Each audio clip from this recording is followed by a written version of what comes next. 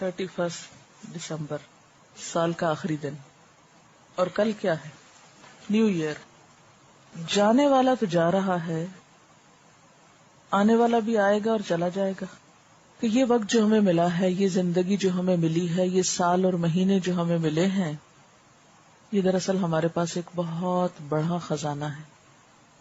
ہمارا امتحان اس میں یہ ہے کہ اس خزانے کو کس چیز کے خریدنے میں استعمال کرتے ہیں، کس طرح اسے استعمال کرتے ہیں، کن کاموں میں لگاتے ہیں۔ اور پھر وہی معیار کہ سالوں کا نہیں، لمحوں کا جائزہ لے، لمحوں کو گنے کہ ان سے کیا خرید رہے ہیں، کیونکہ ایک لمحہ یا ایک سانس ایک ہیرا ہے۔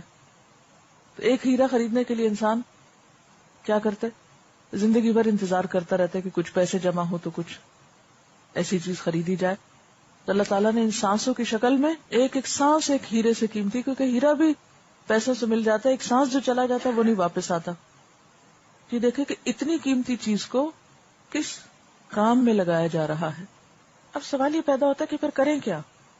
کیا جانے والے وقت کا افسوس کرتے رہیں، آنے والے کے بارے میں خوش ہوتے رہیں، یا وقت ایک خاص موڑ پر آئے تو اس موقع پر ایکسائٹیڈ ہو جائیں، راتوں کو جاگیں، گھومیں پھریں، شور ہنگامہ کریں، شغل میلہ کریں؟ اس رویے کو کیا نام دیں گے؟ کیا کل کا دن جو نئے سال کا پہلا دن ہوگا آج کے دن سے کچھ مختلف ہے؟ نہیں، اسی طرح سورج نکلے گا، اسی طرح غروب ہو جائے گا۔ وہ تو ہم نے نام دیا نا۔ یہ تو سال و ماہ کی تقسیم کس لیے ہے؟ پہچان کے لیے ہے۔ یہ اس لیے تو نہیں ہے کہ کسی ایک دن کو آپ بہت زیادہ اہمیت دے کر اس میں آپ اپنے روٹین کے کام بھی چھوڑ بیٹھیں اور جو کر رہے ہیں وہ بھی نہ کریں، چھٹی منائیں اور اپنے وقت کو بیکار لغو کاموں میں گزار دیں اور سمجھے کہ اس سے حق ادا ہو گیا۔ تو یہ ایک بہت بڑی بھول ہوگی۔ اصل بات کیا ہے کہ انسان اپنی اس عمر عزیز کو، جس کی ایک ایک سانس ایک ایک ہیرے سے قیمتی ہے، اس کی حفاظت کرنا جانے، اس کو بہترین طریقے سے استعمال کرنا جانے۔ اور بہترین طریقے سے استعمال کیا ہے کہ اس وقت کے بارے میں آپ اپنی زندگی کو صحیح طور پر پلان کریں، اپنے اوقات کی بہترین تقسیم کریں۔ اس کے لیے رہنمائی کہاں سے ملے گی؟ نبی صلی اللہ علیہ وسلم کی سنت سے۔ آپ صلی اللہ علیہ وسلم نے فرمایا، عقل مند شخص کے لیے لازم ہے کہ اس پر جو گھڑیاں گزریں اس میں سے ایک گھڑی ایسی ہو جس میں وہ اپنے رب سے باتیں کرے، ایسی گھڑی جبکہ وہ اپنے رب سے باتیں کرے، مثلا نماز میں، مثلا قرآن کے ذریعے، مثلا دعا کے ذریعے، مثلا تنہائی میں اپنے رب سے گفتگو کر کے، یعنی دن کا ایک وقت کس میں؟ رب کے ساتھ تعلق میں۔ یعنی اس وقت جو بات میں کر رہی وہ کیا ہے دراصل؟ کہ ہم اپنے وقت کو بہترین طریقے سے کس طرح گزاریں۔ اس کے لیے کیا ضروری ہے کہ وقت کو بہترین طریقے پر گزارنے کی پلاننگ کریں۔ اس پلاننگ کے لیے رہنمائی کہاں سے لیں؟ نبی صلی اللہ علیہ وسلم کی ذات سے۔ آپ نے وقت کی پلاننگ کرنا کس طرح سکھائی؟ ایک عقل مند انسان کی پہچان کیا بتائی؟ کہ اس کی زندگی میں کچھ گھڑیاں ایسی ہوں کہ جب وہ اپنے رب سے باتیں کرے، جیسے نماز ہے، جیسے قرآن ہے، قرآن کی تلاوت، اللہ کا کلام ہے، جیسے دعا ہے، براہ راست اللہ تعالیٰ سے ایک تعلق ہے، اس سے مانگا جا رہا ہے۔ اور اسی طرح انسان کی جو کیفیات ہیں، انسان کے اوپر جو مشکلات آتی ہیں، ان سب میں اللہ تعالیٰ سے ایک خاص طرح کا رجوع کرنا اور اس سے اپنے احساسات یا اپنے خیالات کو شیئر کرنا اور اللہ تعالیٰ کو اپنی رودات سنانا۔ پھر فرمایا کہ عقل مند شخص کو ایک گھڑی ایسی گزارنی چاہیے جبکہ وہ اپنی ذات کا محاسبہ کرے، اپنا احتساب، جیسے قرآن پاک میں آتا ہے وَلْتَنْظُرْ نَفْسٌ مَا قَدَّمَتْ لِغَدٍ۔ اپنے احتساب میں کیا سوچا جائے کہ میں اپنی کل کے لیے کیا کر رہا ہوں۔ آج کے لیے تم بہت کچھ کر رہے ہیں، کل سے مراد یہاں آخرت، یعنی احتساب میں یا احتساب نفس میں نمبر 1 سوال کہ اپنی کل کے لیے کیا کر رہا ہوں، اپنی آخرت کے سنوارنے کے لیے کیا کر رہا ہوں۔ کیونکہ دنیا کیا ہے؟ آخرت کی کھیتی ہے، جو یہاں کریں گے وہ کل کاٹنا پڑے گا۔ کیونکہ بہت سے لوگ بڑے بڑے کارنامے کرتے رہتے ہیں اور وہ سمجھتے ہیں، مطمئن ہوتے ہیں کہ بہت اچھا کر رہے ہیں، لیکن قرآن میں ان کے بارے میں کیا فرمایا گیا؟ قُلْ هَلْ نُنَبِّئُكُمْ بِالْأَخْسَرِينَ أَعْمَالًا الَّذِينَ ضَلَّ سَعْيُهُمْ فِي الْحَيَاةِ الدُّنْيَا وَهُمْ يَحْسَبُونَ أَنَّهُمْ يُحْسِنُونَ صُنْعًا، کیا ہم بتائیں تم کو کہ اعمال کے اعتبار سے سب سے زیادہ خسارے میں کون ہے؟ وہ لوگ کہ جن کی ساری کوششیں دنیا کی زندگی میں گم ہو کے رہ گئی، وہ سب کچھ صرف آج کے لیے کرتے ہیں، کل کو بھولے ہوئے ہیں۔ اور اس کے ساتھ یہ مشکل کہ وَهُمْ يَحْسَبُونَ، وہ یہ سمجھتے ہیں أَنَّهُمْ يُحْسِنُونَ صُنْعًا، کہ وہ بہت اچھے کام کر رہے ہیں۔ تو اپنی ذات کے محاسبے میں نمبر 1 کل کے لیے کیا کر رہی ہوں، نمبر 2 میرے فرائض کون کون سے ہیں اور کیا میں نے ان کو ادا کیا، اپنی عبادات کا محاسبہ کریں کہ کیا وہ سٹینڈرڈ کی ہیں، کوالٹی کی ہیں، اپنے معاملات یعنی انسانوں کے ساتھ جو حقوق ہیں ہمارے، وَإِنَّ لِنَفْسِكَ عَلَيْكَ حَقٌّ وَإِنَّ لِزَوْجِكَ عَلَيْكَ حَقٌّ وَإِنَّ لِزَوْرِكَ عَلَيْكَ حَقٌّ، یعنی اپنے نفس سے لے کر شوہر، بیوی، والدین، رشتہ دار، ہمسائے اور دیگر انسانوں کا حق، کون بیمار ہے، کون مدد کے لائق ہے، ضرورت مند ہے، حاجت مند ہے۔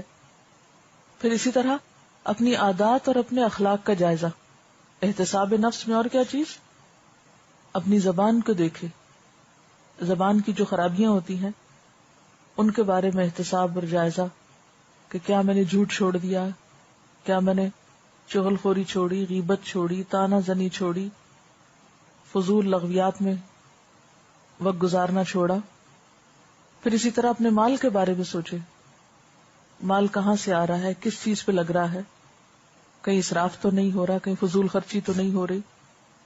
یعنی جو کچھ بھی ہمیں ملا ہے اپنی ذات کے محاسبے میں، نہیں ہر وہ چیز جو ہماری ذات سے متعلق ہے، چاہے وہ انسان ہے، چاہے وہ ہمارے پاس جو بھی چیزیں ہیں، یا پھر ہمارے اخلاق اور عادات ہیں، ان سب چیزوں کا محاسبہ۔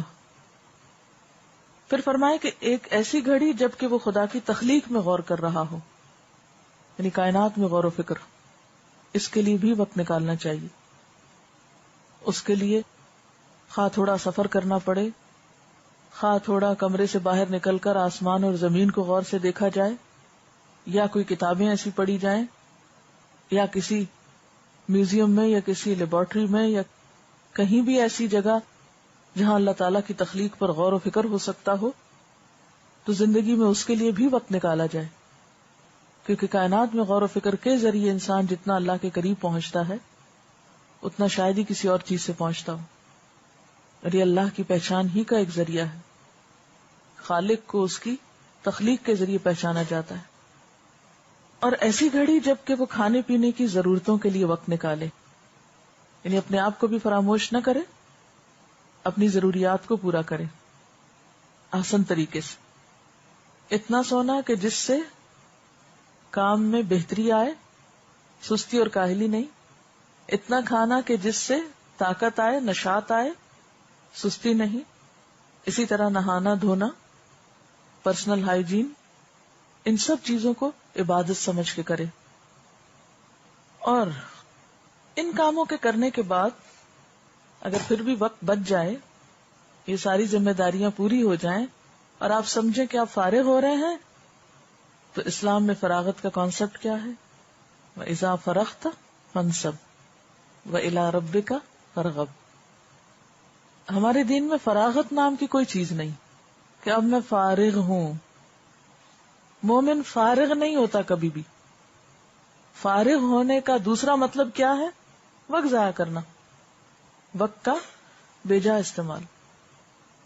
اگر ایسا وقت ہو کہ جس میں آپ ایکٹیولی کوئی کام نہ کر پا رہے ہوں، تو اس صورت میں بھی آپ کیا کر سکتے ہیں؟ ذکر الہی کر سکتے ہیں۔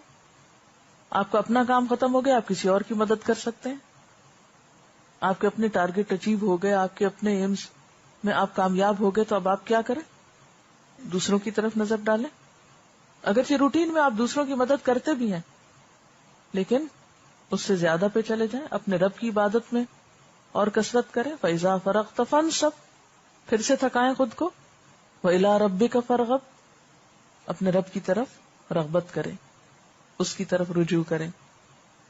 عموماً جب ہمارے پاس کوئی کام نہیں ہوتا تو ہم بور ہونے لگتے ہیں، پھر ہم اپنے لیے اوٹ پٹانگ مشغلے ڈھونڈتے ہیں، جس سے نہ اپنی ذات کو کوئی فائدہ ہوتا ہے، نہ انسانوں کو کوئی فائدہ ہوتا ہے۔ بیکار کے کام کرنے لگتے ہیں. تو زندگی کم تر درجے کے کام کرنے کے لیے نہیں. ہیرے جواہرات سے آپ یا ہیرے جواہرات کے بدلے میں آپ بیکار سنگریزے اور پتھر نہیں لیتے, وہ نہیں خریدتے. کبھی آپ ایسا نہیں کریں گے کہ سونا دے کر مٹی خریدیں. تو وقت تو سونے سے بھی قیمتی. اس کو لگائیں ایسے کاموں میں جس کا نہ دنیا میں کوئی فائدہ ہو نہ آخرت میں کوئی فائدہ ہو. تو اس سے زیادہ خسارے کا یا نقصان کا سودا اور کوئی نہیں ہو سکتا.